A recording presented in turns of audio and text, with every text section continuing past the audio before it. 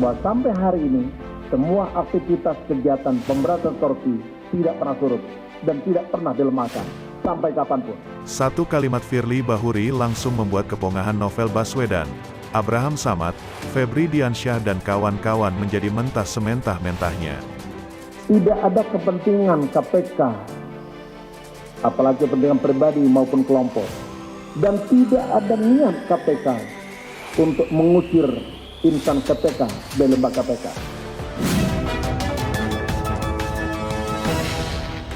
Selama ini kita tahu semua bahwa Novel Baswedan dan kawan-kawan ini selalu bermain playing victim.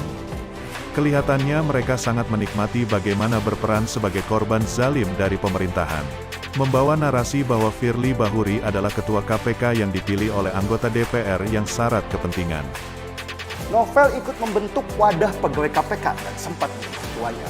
Wadah pegawai KPK bekerja sama dengan banyak LSM dan media membangun opini. Banyak kabar yang mengatakan bahwa wadah pegawai KPK ini dibentuk bukan saja sekedar untuk menjaring pegawai KPK dari jalur independen, tetapi juga membangun sebuah sistem di dalam KPK.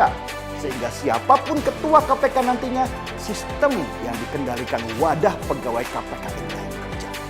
Narasi busuk banget kan? Mereka menggiring narasi juga bahwa Joko Widodo melemahkan KPK karena undang-undang revisi yang katanya melemahkan KPK. Membangun proses penegakan hukum di suatu negara, tanggung jawabnya ada di Bapak Presiden. Tentunya ketika potret penegakan hukum yang digambarkan dengan compang-camping ini, dengan asal-asalan begini, dengan sangat buruk begini, ini tentunya membuat nama Bapak Presiden akan tampak sekali tidak baik. Dalam kesempatan ini saya juga mendesak kepada Bapak Presiden, apakah masih tetap akan membiarkan, apakah terus kemudian akan turun untuk membenahi masalah-masalah seperti ini. Narasi-narasi pelemahan KPK dan lain-lain sampai bahkan matanya yang dikorbankan untuk hasrat politik tertentu pun mentah. SJW pun bungkam. Kenapa saya katakan mentah? Karena mereka menjadi orang-orang yang diduga kuat punya agenda terselubung. Buktinya, satu kalimat Firly ini membuat ketua wadah pegawai KPK saat ini yang menjadi penerus Novel Baswedan mencak-mencak. Ketahuan kan? Dia mengatakan bahwa pegawai KPK kurang nasionalis apa saat mendapatkan pelatihan dari militer. Mentalitas ini saya lihat memang menjadi mentalitas playing victim yang membudaya. Lah, Firly pun nggak ngomong seluruh pegawai KPK, tapi ya 75 kadrun itu. Dari sekian lama perseteruan tentang KPK, ada salah satu tokoh penting di sana. Namanya Novel Baswedan. Nama Novel Baswedan dikaitkan dengan jaringan Taliban di dalam KPK. Polisi Taliban itu identitas, ya saya sebut aja rombongannya Novel lah. Itu kira. Taliban ini adalah istilah dari kelompok ideologis berdasarkan agama yang ingin menjadikan Indonesia sebagai negara syariah. Dia hanya menggunakan kekuatannya sebatas media sosial bersama dengan Febri Diansyah di Twitter. Benar-benar bikin ngakak saudara-saudara. Kelamaan playing victim memang lama-lama bikin muak sih. Dan pada akhirnya Firly Bahuri sebagai ketua KPK pun harus berbicara dengan keras kepada publik bahwa mereka ini adalah orang yang suka playing victim. Tidak ada kepentingan KPK, apalagi kepentingan pribadi maupun kelompok, dan tidak ada niat KPK untuk mengusir insan KPK dari lembaga KPK. Kita sama-sama berjuang untuk memberantas korupsi. Kita sama-sama lembaga sebagai penegak undang-undang. Karenanya kami ingin sampaikan, tidak pernah ada keputusan KPK yang diambil dengan keputusan individu ataupun karena desakan seseorang. Pimpinan KPK adalah kolektif kolegial, sehingga seluruh keputusan yang diambil adalah bulat dan kita bertanggung jawab secara bersama-sama.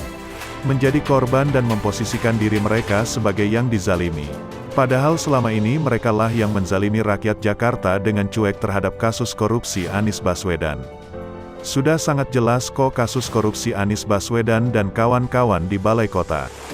Para tim gubernur untuk percepatan pembangunan pun diduga menjadi alasan bagi para ASN menolak tawaran promosi jabatan.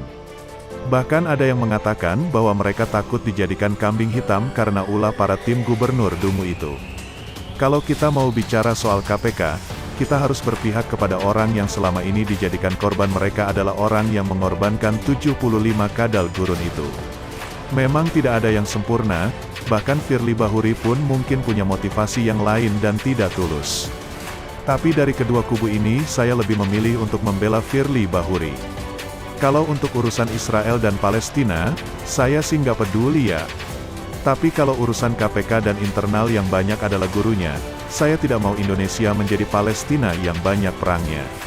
Semoga saja artikel ini bisa membuat kita bertengkar melihat bahwa yang harus kita dukung adalah orang yang selalu dipojokkan dan dijadikan sasaran tembak bagi para penganut paham radikalisme di KPK.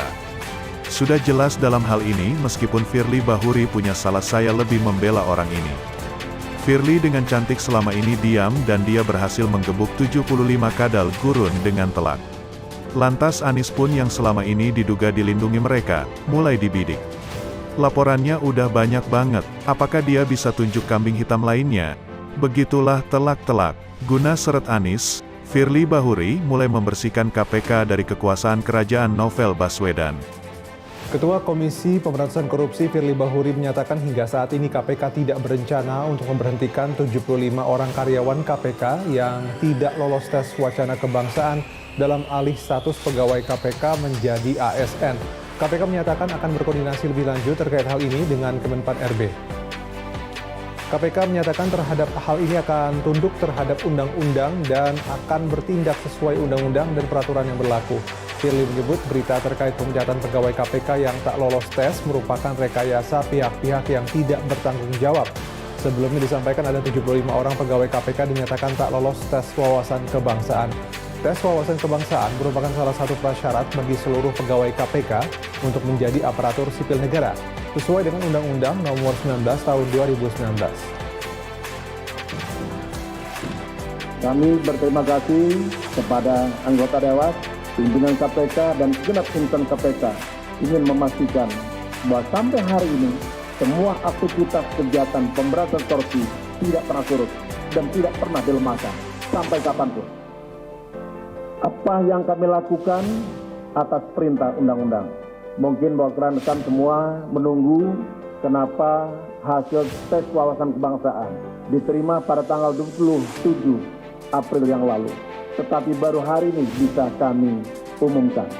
Penundaan tersebut semata demi kepentingan menghargai dan menghormati proses hukum.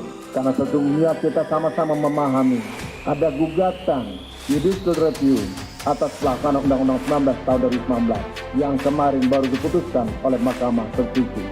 Hingga sikap KPK tepat apabila hari ini memberikan penyampaian kepada publik terkait dengan hasil tes wawasan kebangsaan dalam rangka pengalihan pegawai KPK menjadi ASN. Oleh karena itu, pengalihan status pegawai KPK menjadi aparatur sipil negara (ASN) harus menjadi bagian dari upaya untuk pemberantasan korupsi yang lebih sistematis.